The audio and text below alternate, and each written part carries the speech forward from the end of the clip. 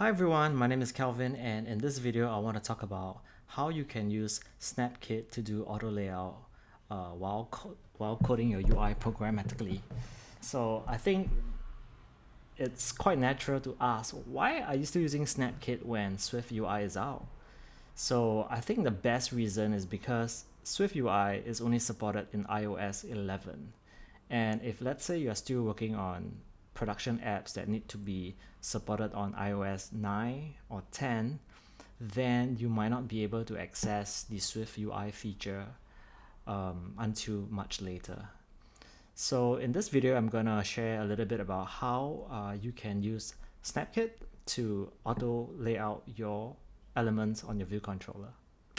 So this is going to be a very casual video, and I'm just sharing my experience with this framework. Alright, so let's create a single view application. And I will just call it SnapKit Simple View. Alright, because it's going to be extremely simple. I'm not going to check core data, unit test, or UI test. And I'm going to save it on my desktop.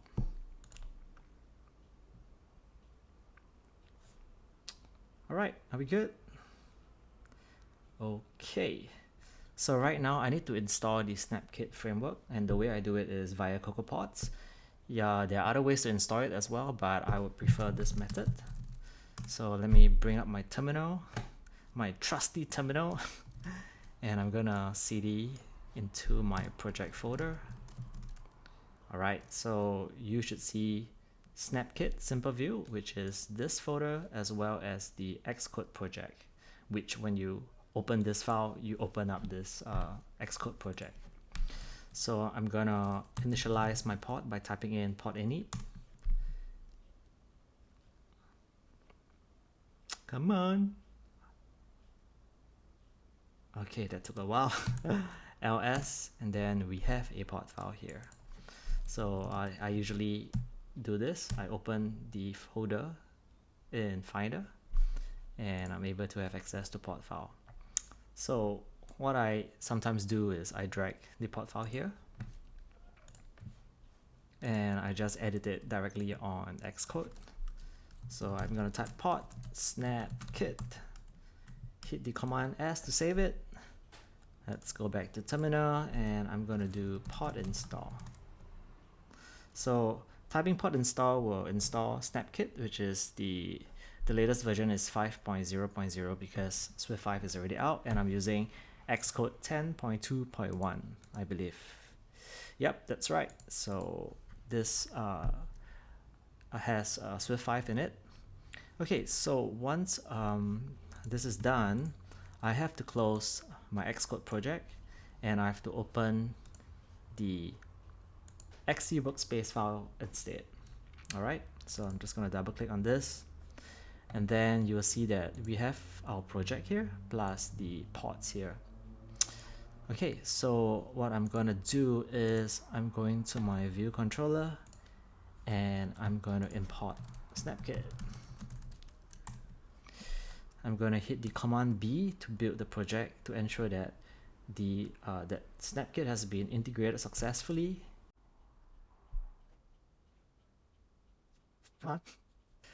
Okay, so how do I add an element onto the view controller programmatically? So typically, if you are using the main.storyboard, what you do is that you come over here, you select let's say a UI view, and then you drag this guy inside here, and maybe let's say you want it centered. All right. So let's make this a square. Let's have it 80, 80, and let's center it right in the middle of the view controller. Okay, so that's yellow, right? So obviously, if I run the simulator, I'm gonna see a yellow box right in the middle. So one way I can do it instead of using the view controller would be to do it via code. And how I would do it is I would initialize a view. So let's say we want this yellow box. We can call it var yellow box. equals to UI View. Alright, so there are a couple of ways to do it. I'll show it to you two ways you can do it. So this is the first way where you can initialize a UI view, and then you can say it maybe setup views. I'll do a private func. Okay, let me make this bigger. I'll do setup views, and then I can say yellow box dot background color equals to yellow. All right, so this is the same as typing UI color dot yellow. So if you see that, you know, in some syntaxes whereby you can do like a dot something, it means that this refers to an enum. Okay, so let me show you the we call it the conventional VENTIO, conventional auto layout. Let's run conventional auto layout. Okay, so the way we do it is to, okay, let's also view. So this view belongs to the view controller. When we do self.view.add subview, we're gonna put this guy right here. All right, so the conventional way of doing it is we're gonna do yellow box dot width ankle, I believe. Constraint to, yep, and let's have it 80 pixels, and then we're gonna put is active equals true. So we have to do the same for the height ankle. And before I forget, we have to do it this way: yellow box dot translate auto resizing. Auto resizing mouse into constraint, we're gonna set it to false. Otherwise, if we don't do this, it's not gonna work. So the next thing we need to do is to just put it right in the middle. So we're gonna do center, okay, center dot constraint center, let me see, is that right? Oh, sorry, center X. Oh, I can't do that. Oh, okay. Center X ankle dot constraint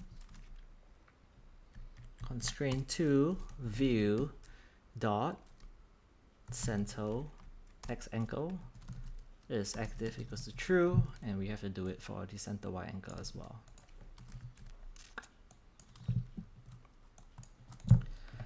All right, moment of truth. I'm going to run this, and I believe it should work.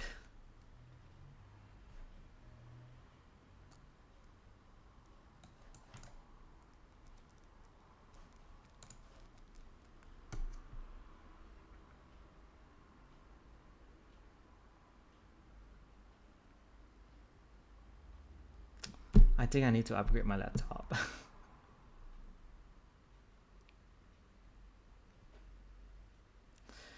Come on, simulator. Come on. It's just a single view.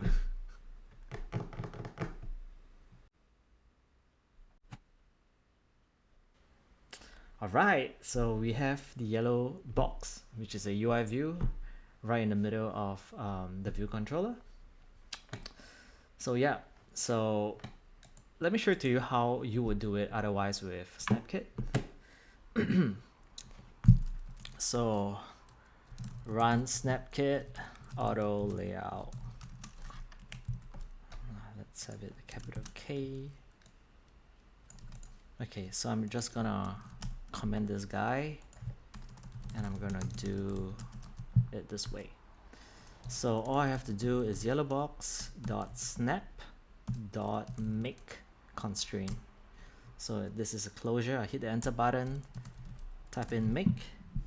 So within this brackets is where I'm gonna set the rules. All right, so first things first, I don't have to use the translate. I don't have to set this to false because SnapKit automatically fixes this for me. So I just have to say make width equals to 80, make height equals to 80, and make center equals to view dot snapped dot center. All right, so this accomplishes the same thing. All right, so I have a yellow box right in the middle of the view controller. So typically, if you want to do more funky stuff, like let's say you want to make it a circle with a border color, for instance. So how will we usually do it? We do layer dot corner radius equals to, since it's 80, it has to be half, equals to 40. Yellow box dot layer dot master bound. Oops, not this one.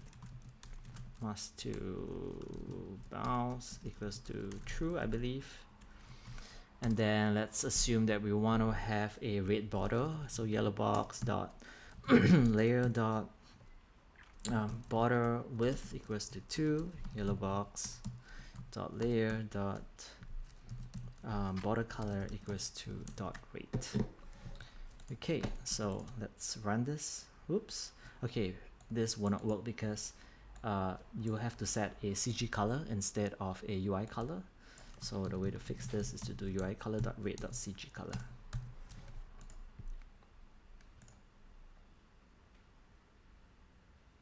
All right, so we have a yellow circle with red border that's 2 pixels thick.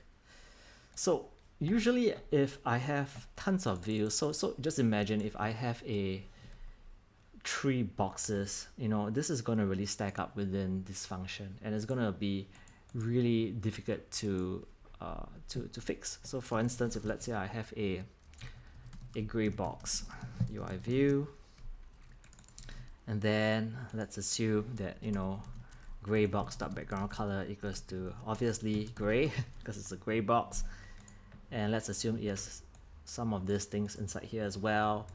And let's assume we have a orange box. All right, so boxes are great.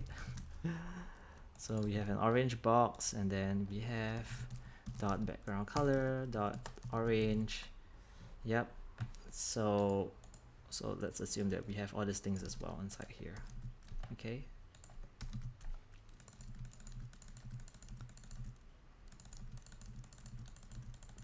So you see, this is only 3 views within the view controller, and the setup views is looking like it's really pretty cluttered. And what I used to do would be to, you know, to comment out like this: yellow box, a bunch of properties that I'm setting. After that, you know, gray box, or, you know, do some kind of separation with a line break, something like that. So I realized that this gets really cumbersome. So one way I like to do it is to actually have all the properties set within the initializer. So what I like to do is to do it this way instead. So yellow box is of type UI View equals to this. Yep, so I'm just gonna let box equals to UI View, return box. Okay, with the open and close, what do you call this? Parenthesis. And right now, if I do a command B, it will compile. All right, so what I do is I'm gonna take all this stuff here, and I'm gonna chuck it right in there. Chuck. All right, so I'm gonna do the same thing. So you can imagine I can do the same thing to gray box, orange box, and my setup views will be pretty lean. I won't have any of this stuff inside here.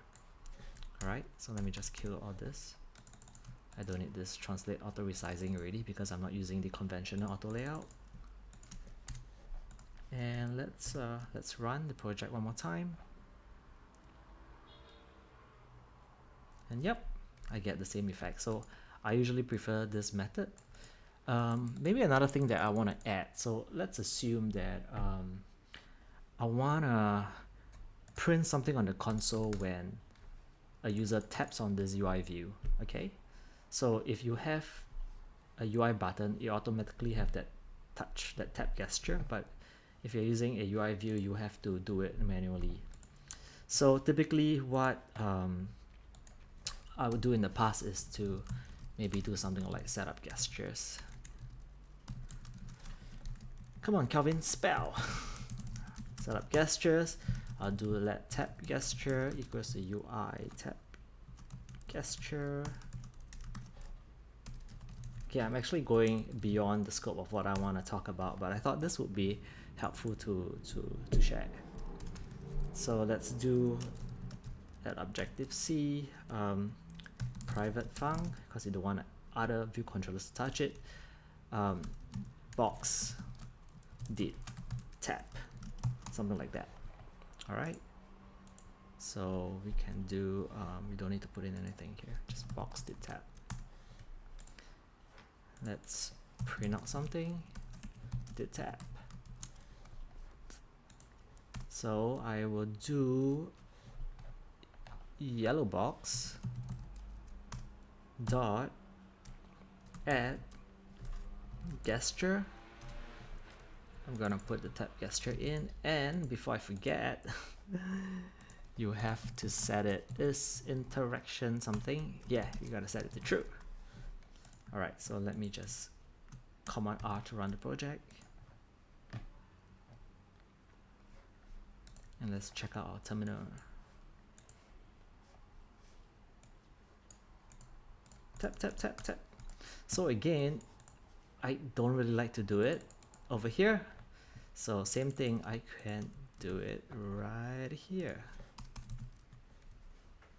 Box.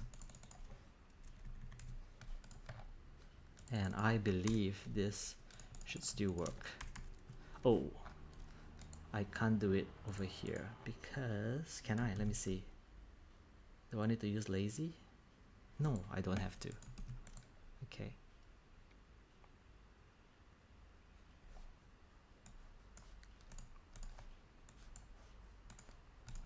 I think I do have to use lazy.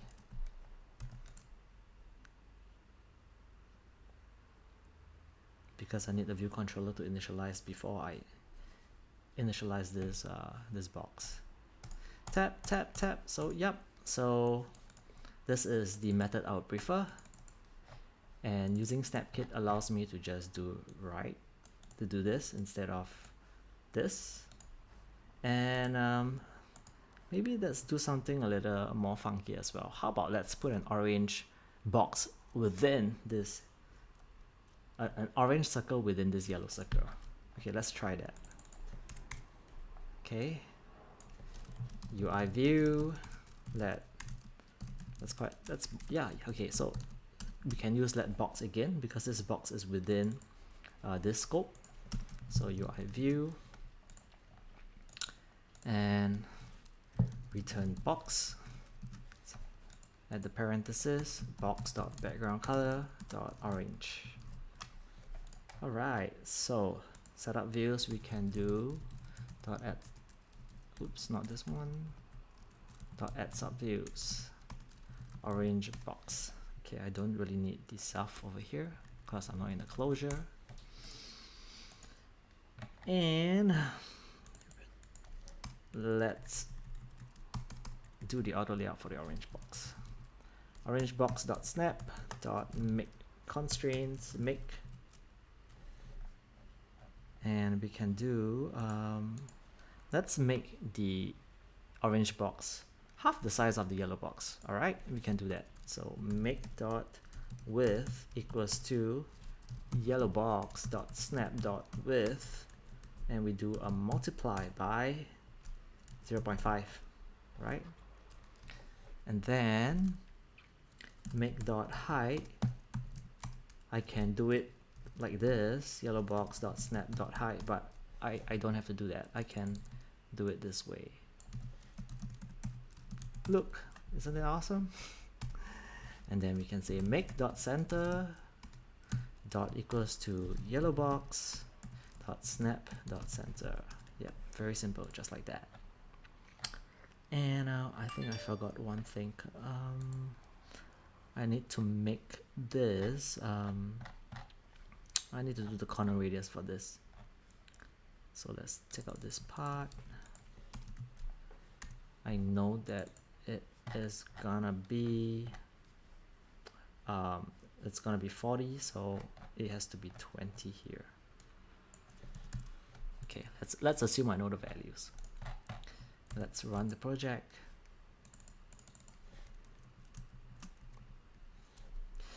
Yep, I don't know what this looks like, but yep, this is just to show you how I would do auto layout very simply using SnapKit. And when your views get really complex, then this will really help. So this is just a simple tutorial to show you how I usually programmatically code up my views. If you find this video useful, do remember that I am you can check out the rest of my other videos. I am creating a course where I'm gonna teach you how you can build your codes programmatically. We're not gonna use any storyboards, and the 5 projects that we're gonna build is going to be this one, where I'm gonna teach you how you can lay out your views this way. We have a UI view here, we have a UI text view here, we have a rectangle here where the second rectangle is double the size of the first and the third is triple the size of the first. So it's you know, we're gonna use some kind of relative sizing, and this we have already done it. So I'm gonna talk more about also how you can code up like a WhatsApp view. So this is really real world apps that we'll be building, and we'll be looking also at the YouTube app, where what you will learn is how are you going to code out a table view programmatically, how are you going to create this bar button items, how are you going to create a logo. This is actually a image view, I believe. And how are we going to create a collection view within a table view. So if you use YouTube, you know that you can slide this back and forth. Yep. We're also going to talk about how we can create the Reddit navigation. I think this is an Android navigation system, and in iOS you can't really do it very simply on the storyboard, and you usually need to code it programmatically. I mean, correct me if I'm wrong. And last but not least, we're gonna build the Twitter menu. So yep, so stay tuned for more videos, and I'll catch you soon.